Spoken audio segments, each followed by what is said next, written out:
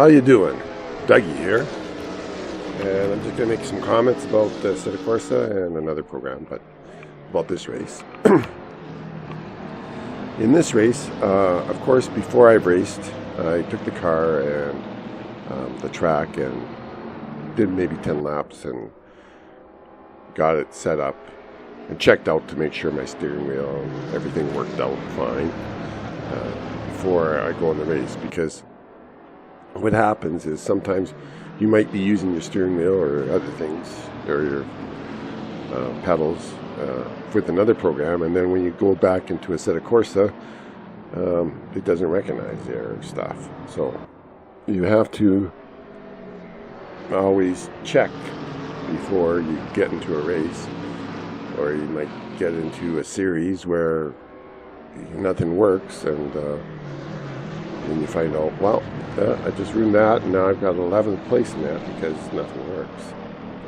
So it's always good to take your car and try the track out by itself in the practice round, and just to see everything working, and also to get yourself up to speed. And also you need to, it's nice to have a few of the apps that it has in Assetto Corsa, displayed, so you can kind of figure out what's going on, whether your pedals are working properly, or your steering, or your, if you want to listen to the gears, if you can't hear where you're going to shift because not familiar enough with the engine, or you can't see the lights on the steering wheel or on the dash good enough.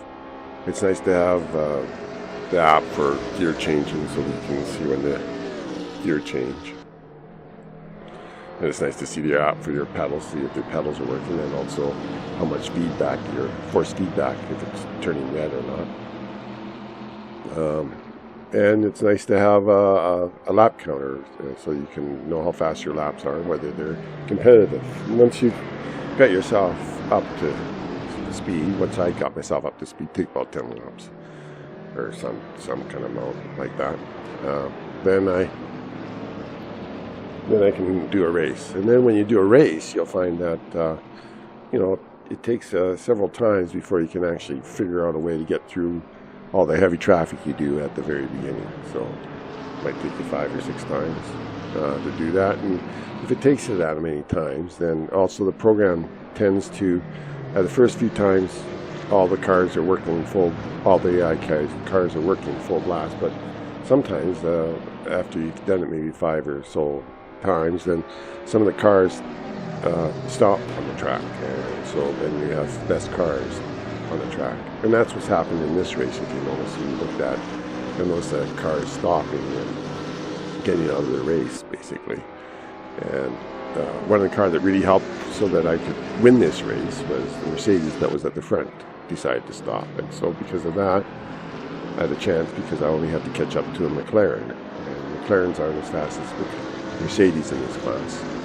So that's one of the reasons why I won first place in this race. Okay, so now I want to talk about Stock Car Extreme. I'm still working on it. I took Empty Box's advice, and it worked, what he said, and had some success with it, but I'm finding that possibly Stock Car Extreme can't handle a combination of steering wheels and shifters, or steering wheels and pedals, because which is what I use. I use a Thrustmaster wheel and Fanatic pedals. I do have my Thrustmaster pedals, but anyway, I got it working, and for my pedals were working, but the steering wheel still was. I turned it all the way, and it would not move the car when I tested it. It just barely turned it, so not drivable. And I also found that it didn't really seem to load the settings that I saved last time. When I retried to load them, it didn't seem to load them properly. So maybe I'm not doing something right. I don't know. Anyway, I'm just not really impressed with the user-friendliness of the program. I've heard that it's similar to RFactor, and I did have similar problems with RFactor, and that's why I don't use it either. But I'm going to try to work through it. bang my head against the wall every, day or so, 2 or whatever, spend a half an hour trying to figure out what the hell's going on. But anyway, and I've found out too that Risa's, producer of Stock Car Extreme,